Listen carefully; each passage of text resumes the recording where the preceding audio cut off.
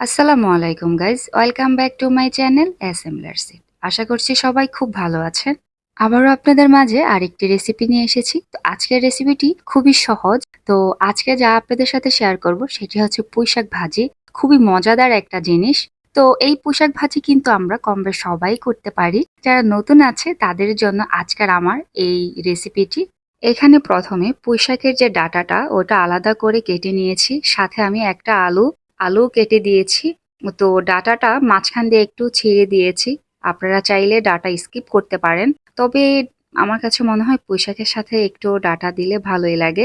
তো এই যে পুঁইশাকটাও আমি ধুয়ে একদম ক্লিন করে নিয়েছি, দুইটাই আলাদা করে নিয়েছি যেন সিদ্ধ করতে একটু সুবিধা হয়।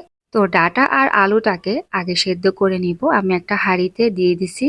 তারপর পরিমাণ মতো কিছুটা পানি, মানে হাফ কাপ পানি দিলেই হবে, আর পরিমাণ মতো লবণ দিয়ে একটু নাড়াচাড়া দিয়ে তারপর চুলার আঁচটা ধরিয়ে দিব। তারপর এখানে ঢাকনা দিয়ে রেখে দিব যতক্ষণ না পর্যন্ত ডাঁটাটা সেদ্ধ হয়ে আসতেছে।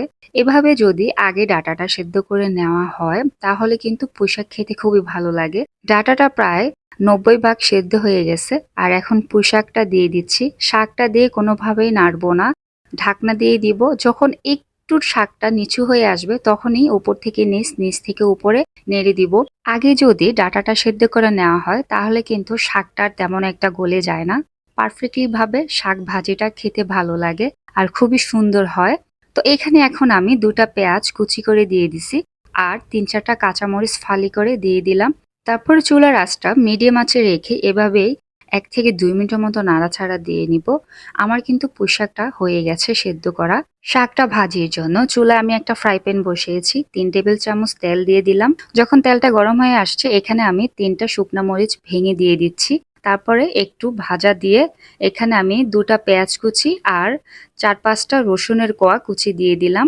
1-2 মিনিটের মতো নাড়াচাড়া দিয়ে নিব।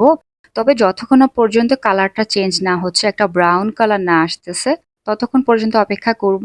এই যে আমার কিন্তু পেঁয়াজের কালারটা চেঞ্জ হয়ে গেছে। এখন শাকটা এখানে দিয়ে দিচ্ছি। শাকটা দিয়ে ভালোভাবে এখন নাড়াচাড়া দিব। তবে চুলার আঁচটা এই মুহূর্তে একটু হাই রাখবো, কারণ যেহেতু শাক সিদ্ধ করে নিয়েছি পানিটা ছেড়ে দিতে পারে। তার জন্য চুলার আঁচটা হাই রেখে ভালোভাবে তা নাড়াচাড়া দিয়ে নিব। ফাইনালি আমার কিন্তু শাক ভাজি হয়ে গেছে। খুবই সহজ একটা রেসিপি। আমি জানি আপনারা সবাই কিন্তু কম বেশ এটা পারেন।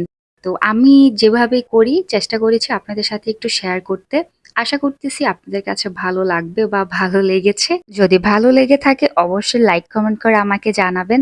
আর যদি আমার চ্যানেলটি সাবস্ক্রাইব না করে থাকেন সাবস্ক্রাইব করে আমার সাথে থাকবেন। আজকে এই পর্যন্তই, সবাই ভালো থাকবেন। আল্লাহ হাফেজ।